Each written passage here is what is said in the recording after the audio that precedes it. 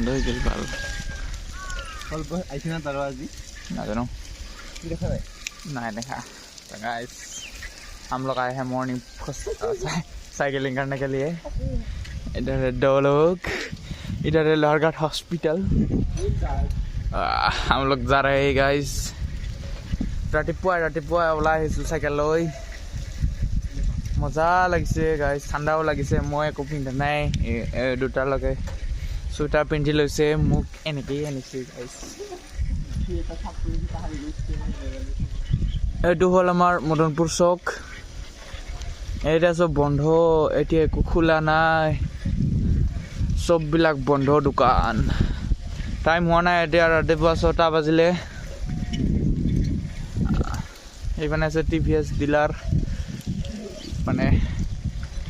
এইটো মেইন চক আমি যাইছোঁ এতিয়া আগত অলপ চাইকেলিং কৰিবলৈ